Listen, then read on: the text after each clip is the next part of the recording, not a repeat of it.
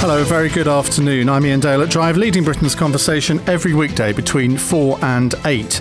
We are 10 months away from the London mayoral election. There are 6 declared Labour candidates, with Tessa Jowell and Sadiq Khan seen as the favourites. This month, the Conservatives will select 2 or 3 candidates to go to a public vote out of the 7 who've already declared. Today, we speak live and exclusively to Zac Goldsmith, the MP for Richmond Park, on why he thinks he's the man for the job. But how confident can we be that he will stay the course? You can watch us live now at lbc.co.uk. Zac Goldsmith is with me now, live here on LBC.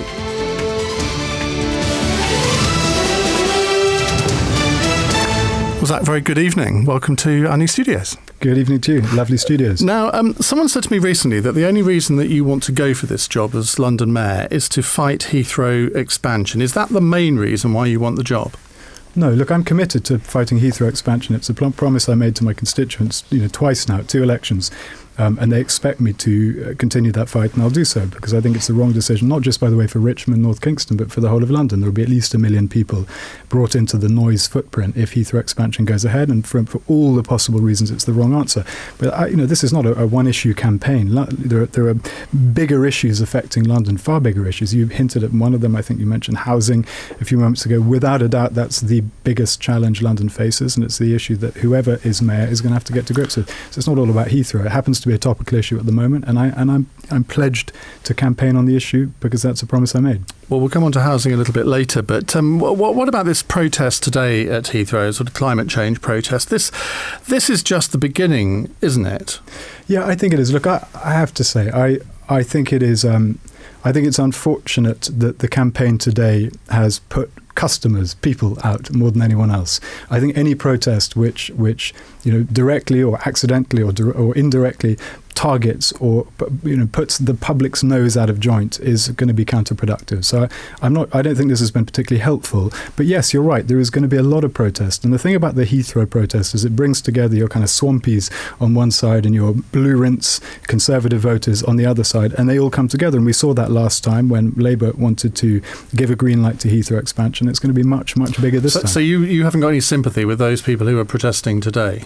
Look, I have a lot of sympathy for the cause that they were protesting about. I'm not convinced that's the right way to do it. I would not engage in a protest. So this sort of direct action, you think is not right? I'm not even opposed to direct action, but I think if you're going to protest, it's got to be about winning the arguments. And I don't think you win the arguments if you alienate huge numbers of people, which is what's happened. What kind of protest would you support then? Because surely the whole point of a protest like that was to get people like us on LBC talking about it. Well, they've succeeded in that, haven't they? Maybe, but you can get this issue onto the media, bring it to the media's attention in any number of ways. We will almost certainly see a huge march to Downing Street or to Parliament Square at some point, but before the government makes its decision. I mean, if you ask me what the most strategic... You would lead that march, presumably? Oh, well, I would lead it, but I'd certainly be part of it, alongside the great Mayor Boris Johnson and any number of other MPs who care about this issue as well. But it'll be huge. This is a very cross-party, cross-society issue. This is not just a local issue. It doesn't just affect 2 or 3 MPs. But if you're going to protest, you protest with a view to winning. You do it to win the arguments. I'm convinced we've already won the arguments, which is why I was so disappointed by the Howard Davis review. It just seems to me that huge chunks of evidence, absolutely core, crucial evidence, were handed to him in the run-up to his submission, and it was just bounced off like a ping-pong ball off a wall. And that suggests to me that it was not a proper process. Just on that, when I spoke to you on the morning that the Airports Commission report was published, you accused Sir Howard Davis of making his mind up before he'd actually started taking the evidence. Let me just play you his response. That is an absolutely extraordinary thing to say. I do not know that Zac Goldsmith has any privileged access to my thought processes. I did not make up my mind beforehand. If he says I did, he is, I'm afraid, lying. And that's a very unattractive thing for a public figure to do. You owe Sir Howard an apology, don't you? Look, I absolutely don't. I mean, it's to quote Mandy Rice Davis. He would say that, wouldn't he? This was a 20 million. He's a professional man.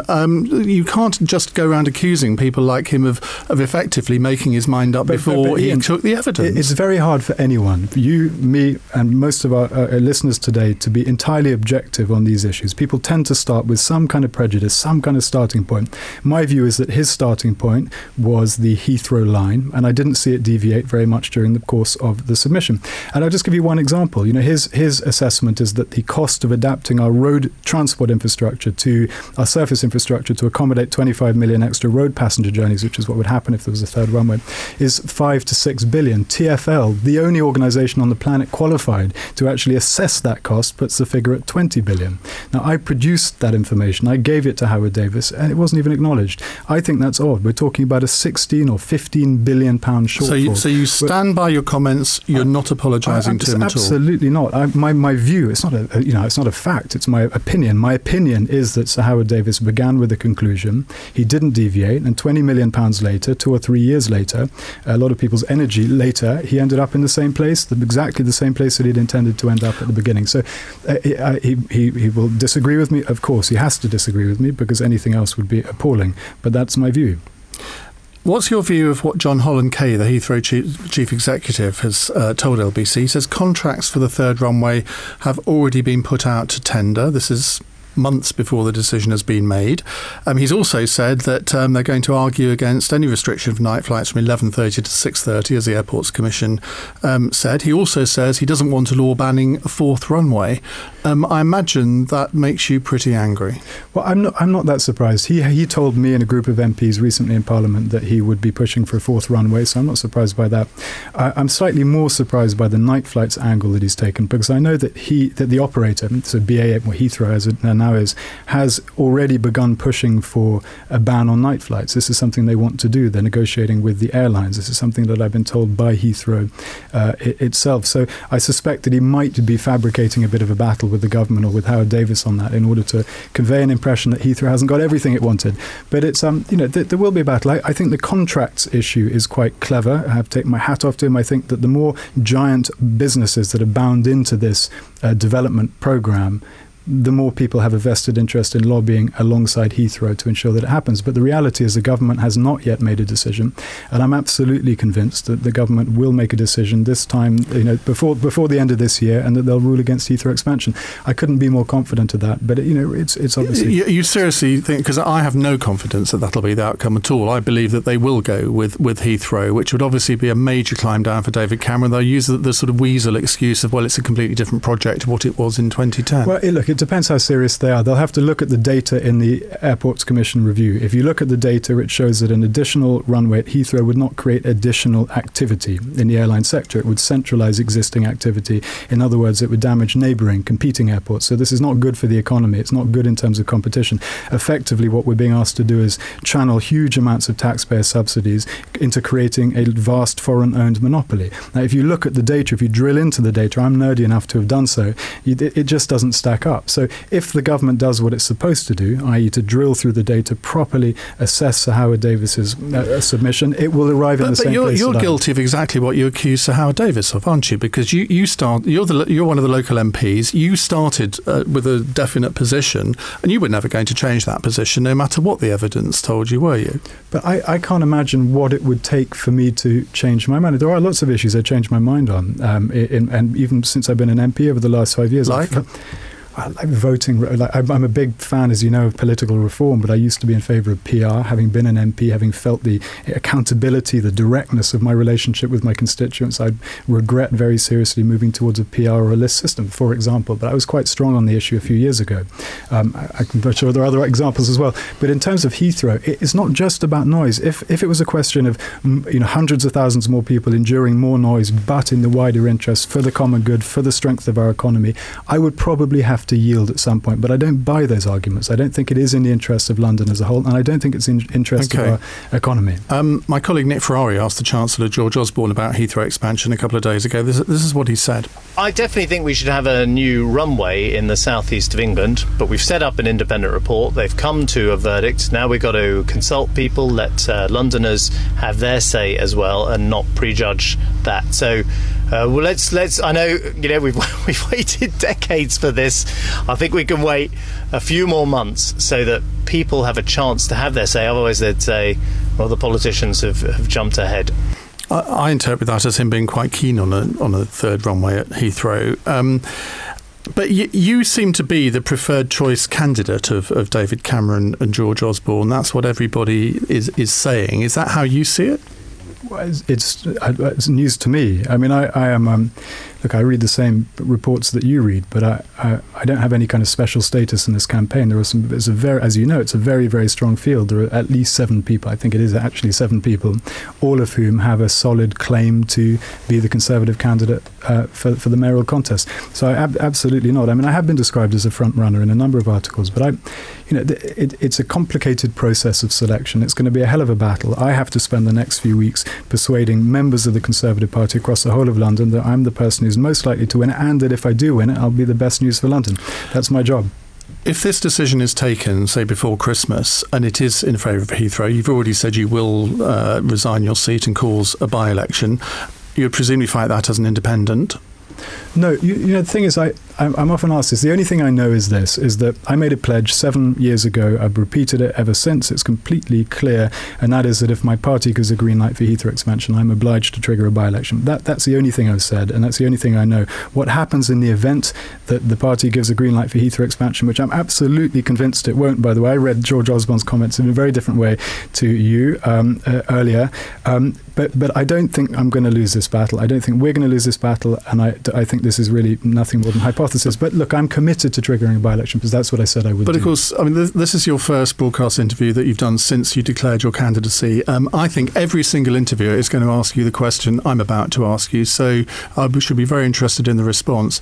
If you resign your seat and fight a by-election, does that not also mean that you should resign as Tory candidate for London Mayor if you get this election, and fight as an independent? Okay, so first of all, clearly this is, I mean, it is a long-distance hypothesis, but I don't think it would be realistic to imagine fighting 2 campaigns at the same time. I don't think anyone could do it. I certainly couldn't do that. I wouldn't want to do that.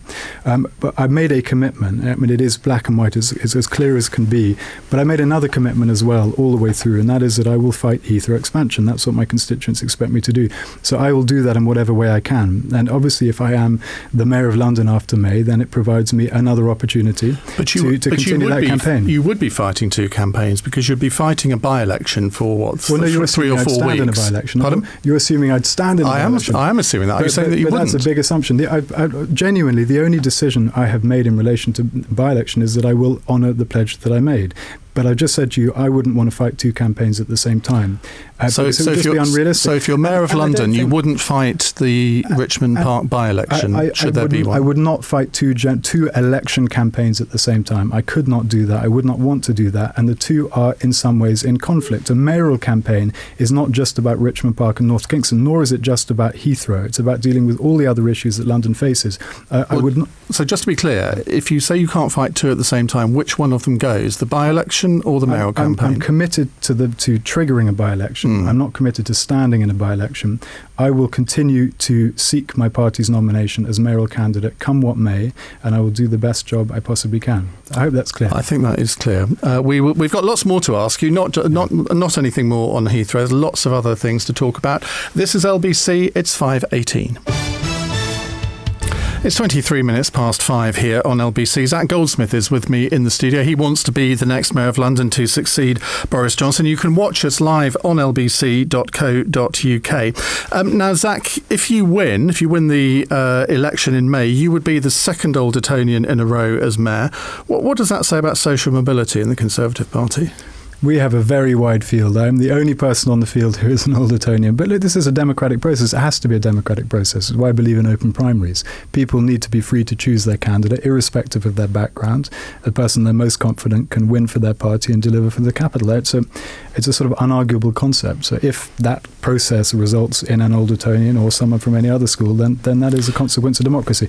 But we've got a Prime Minister who's famously an Old Etonian as well. It does seem to people out on the outside rather strange that the Conservative Party is sort of hooked on Old Etonians. But I don't look, it's not the party, and the party hasn't put me forward as a candidate. I put myself forward as a candidate, and I'm asking members of the party and the wider public to give me their endorsement. And if they don't, then I won't be the candidate. If they do, then I will. It's not really anything to do with the party hierarchy. But you know, you're right. Eton has produced a lot of people who've ended up in high places all over society, and a great reflection on that school. And our challenge is to get every other school into the same place. I mean, it's an amazing school, clearly.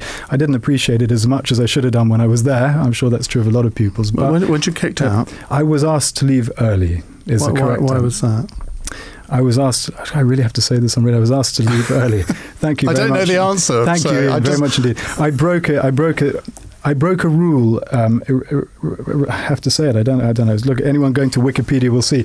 I was found in some cannabis was found in my room, and you won't believe me. I was guilty throughout my entire time at school, but on this one occasion I was innocent.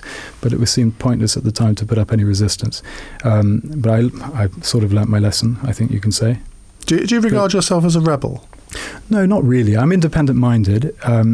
I don't, and I think, by the way, to be a good MP or to be, frankly, to be a good mayor or a good councillor or take any position in office, you have to be independent-minded. You have to remind yourself all the time that you're there, working for the people who send you there. You're not there as some kind of ambassador for your party. And that occasionally has made me a pain in the backside in Parliament. But, on the big issues, it hasn't. But it has enabled me to hold government to account on the issues that I think are important on behalf of my constituents. And if I wasn't independent-minded, I think that I would not have been able to have delivered for my constituents in the way that I have over the last 5 years, and I think I have. Someone said to me that they thought it would be easier for the Conservative government if Tessa Jowell was mayor rather than you, because they thought you would be a pain in the backside to David Cameron. How true might that be? I didn't look. Obviously, I don't think it's true at all. I think it was an article in the Times. Matthew Paris in the Times made that point. But it was just several people have actually. It was a slightly odd article because it was Zac, Mayor Zac would be a disaster for the Tory party, but it's not about the Tory party. It's about London. If the contest is all about advancing the interest of one party over another, then it's not a very interesting enterprise, and London will invariably lose out. But look, I work very closely with David Cameron on a whole range of issues. I get on very well with him. He knows that if there's something I disagree with, if there's a policy that I don't support, I will stand my ground. He knows that. But equally, he knows that I'm part of the Conservative movement. I absolutely support his leadership. I always have done, and I very strongly support the direction of travel. But I don't think it suits anyone's interest to have an MP or a councillor or a mayor or anyone in those kinds of positions who submits themselves to a kind of voluntary lobotomy in order simply to toe the party line. That's not good politics. You know as well as I do that if you win the nomination, the Labour attack on you is going to be as a very rich toff who hasn't had a real job and can't relate to ordinary Londoners. How are you going to combat that? Well, the thing is, I think it's the wrong approach, but I think it's politically the wrong approach, strategically, but I think it's wrong on every other level. I was asked when I was standing for the first time to be an MP in Richmond Park and North Kingston, this would come up in the hustings, usually had planted questions.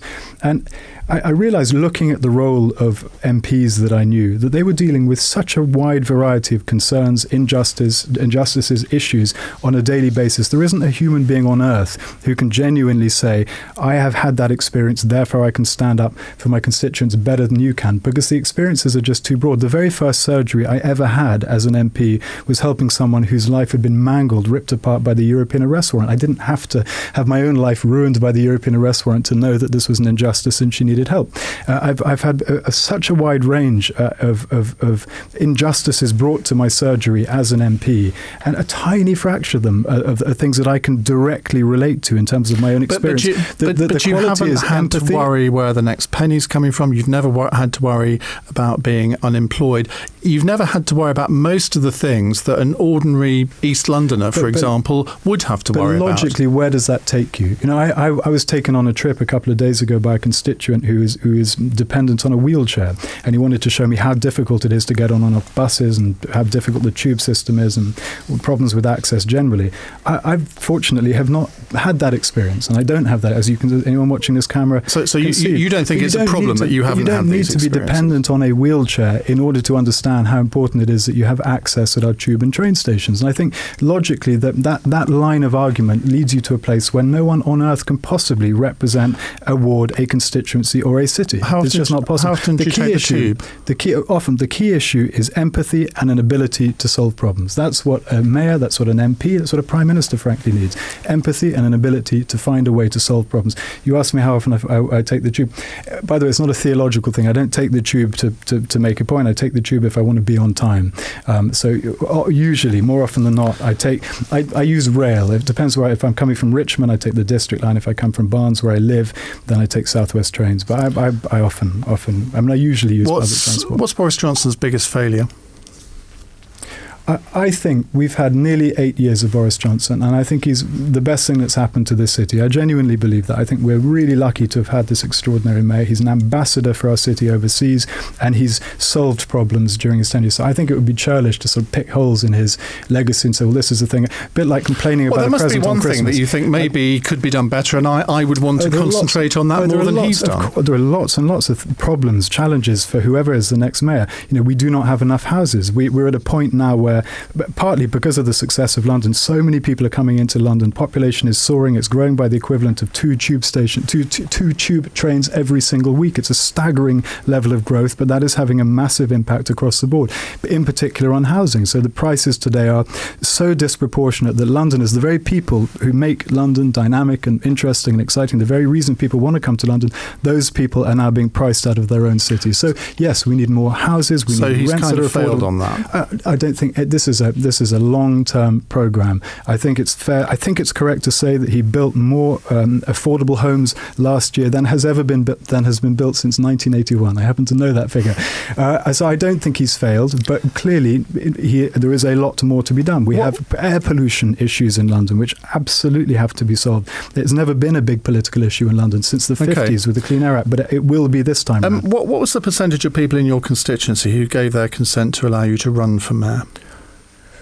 That is a difficult one. I think the turnout, the number of people who responded by ballot was around 26%. Of the people who responded, it was around 81% who gave me their consent to stand. So do you support calls for a 50% turnout for strike ballots? I absolutely do. I think it's the right policy. How can you you're comparing apples and pears in a sense. What I was doing I'm comparing turnouts. But turnouts in a very different context. I was asking people in my constituency. One rule for politicians, one rule for the unions. This was first of all, it was not a legal ballot. This was me asking people what they thought of my intention to seek my party's nomination. So 5% had turned out. That would have still been okay. What I had to do, what I felt obliged, I didn't have to do, but I felt obliged to do was to give everyone in the constituency an opportunity to tell me what they thought. And at the time I was advised, if you do that, the only people who will answer are the people who feel really strongly about it, and therefore overwhelmingly they'll vote no. So I was thrilled by the result. And I think 25% is a pretty huge outcome for that kind of consultation so soon after a general election. What we're talking about in relation to strikes is, we're talking about actions that bring the city to a standstill. We're talking, it's just a different league of importance. Would you like to ban strikes on London Underground? No, I don't think. Look, if we got to a point where we're going to have strikes every week, then you have to think about changing the rules. But I don't think we're at that point yet. I think the job really of the mayor is to make good policy and stand up for that policy in every possible way. But I think how would you deal with these current set of strikes, where London Underground and the unions don't seem to be talking to each other enough? They seem to be at daggers drawn. Would you intervene as mayor? Because Boris famously hasn't. He's left it to his negotiators. I would be inclined to. What is interesting is if you hear the story from one side and then look at the story from the other side, they're so far apart, there's almost nothing in common. It's as if they're in different rooms. I wonder how useful it would be to open these discussions up so the public, so Londoners can actually see these discussions for themselves. I don't know what the practical arguments against that are. Aslef Cam. Aslef Cam, exactly. I can't think of any argument against it. But you yourself, you think you would want to play the role of conciliator, mediator? I would want to be involved. This is not something I've had to do before. I'd want to be involved. It seems to me that in this instance, the members of the unions have probably not been well served by their bosses, because the injustice that they're pointing to is not. It seems a pretty small ask that TfL is making, and I don't mean to disparage the union members and the drivers and so on, but it doesn't seem to me to be an ask that is worthy of this kind of response. Doesn't it mean there should be further impetus towards more driverless trains, because that will break the power of the unions? We've taken baby steps in that direction. So the Dockland Light Railway is moving towards and does use driverless trains, but my understanding is you still end up with the same number of staff and you still have the same dependence on people. I don't think it's as simple as just switching from staffed trains to unstaffed trains. But I just don't think that's the issue. It is, that's a technological answer, and I don't want to pretend to be an expert. You want our train system to be safe, to be cost effective, deliver value for money, and grow to accommodate this massively growing population. It's not really a political thing; it's a practical thing. So just to be clear, you would open up the negotiations to public viewing, and you would consider intervening yourself as mayor. I'm not here making policy. I would like to hear arguments against. You were. I would like to hear arguments against doing so, because I can't think of what they might be. And I know that if I'm negotiating a particular issue, I know that I'm more likely, as a human being, to be more reasonable if I've got an audience, if people are watching. Who's going to pay for your campaign? You? I will. The campaign at the moment is about selection. So it's really about me rushing around from borough to borough, talking to council leaders, MPs, activists, campaign groups, and so on. It's about trying to persuade people who are going to be voting in the selection that I'm the person who is best capable of doing this job and of winning. So it's not a massive campaign at this point. If I am selected, then it becomes a serious campaign, like all of these campaigns, and I will have to raise money. It will cost around £4 million, but are you going to underwrite it yourself? I don't know what it'll cost, but I will be raising. Historically, the Conservative Party doesn't fund mayoral campaigns, so you go out and raise money. It's not something I particularly look forward to doing, but it's something I would be obliged to do. So yeah, it would be a normal campaign. I would raise the funds from wherever I need to raise them, within reason, without going to people who expect anything in return, of course. Okay, Zac Goldsmith, thank you very much indeed for joining us here on LBC. And you've just announced Zac Goldsmith. He's a friend of mine. If you're going to have a multi-billionaire trust fund child as your mayor, he's definitely the best one to have. He's a good and honourable person, but he's undeniably